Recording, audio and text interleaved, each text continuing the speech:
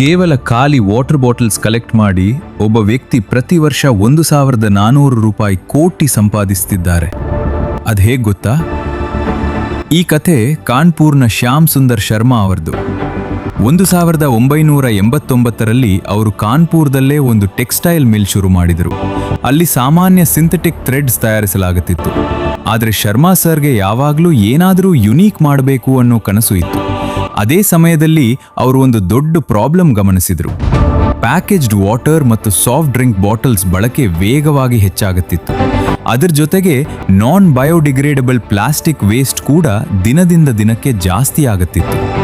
Land fills ತುಂಬುತ್ತಿದ್ದವು, city ಡ್ರೈನೇಜ್ಗಳು block ಆಗುತ್ತಿದ್ದವು. ಆಗ ಅವರ ತಲೆಗೆ ಒಂದು ಬ್ರಿಲಿಯಂಟ್ ಐಡಿಯಾ ಬಂತು.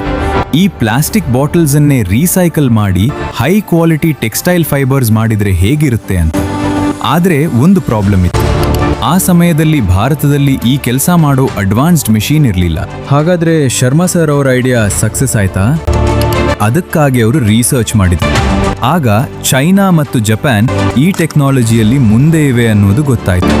ನಂತರ ಅಲ್ಲಿಂದ ಅಡ್ವಾನ್ಸ್ಡ್ ಮೆಷಿನ್ಸ್ ಇಂಪೋರ್ಟ್ ಮಾಡಿ 1995ರಲ್ಲಿ ಕಾನ್ಪುರ್ ದೇಹತ್ನಲ್ಲಿ ಭಾರತದ ಮೊದಲ ಪ್ಲಾಸ್ಟಿಕ್ ಬಾಟಲ್ ರೀಸೈಕ್ಲಿಂಗ್ ಪ್ಲಾಂಟ್ ಸ್ಥಾಪಿಸಿದರು. ಇವತ್ತವರ ಕಂಪನಿ ಪ್ರತಿ ವರ್ಷ ಸುಮಾರು 9.4 ಬಿಲಿಯನ್ ಪ್ಲಾಸ್ಟಿಕ್ ಬಾಟಲ್ಸ್ ರೀಸೈಕಲ್ ಮಾಡುತ್ತೆ.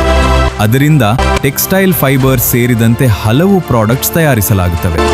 ಕಳೆದ ವರ್ಷ ಮಾತ್ರ ಈ ಕಂಪನಿ ಸುಮಾರು 1,400 ಕೋಟಿ ರೂಪಾಯಿ ರೆವೆನ್ಯೂ ಜನರೇಟ್ ಮಾಡಿದೆ. ಆ ಕಂಪನಿ ಹೆಸರು ಗಣೇಶ ಈಕೋಸ್ಫಿಯರ್ ಲಿಮಿಟೆಡ್.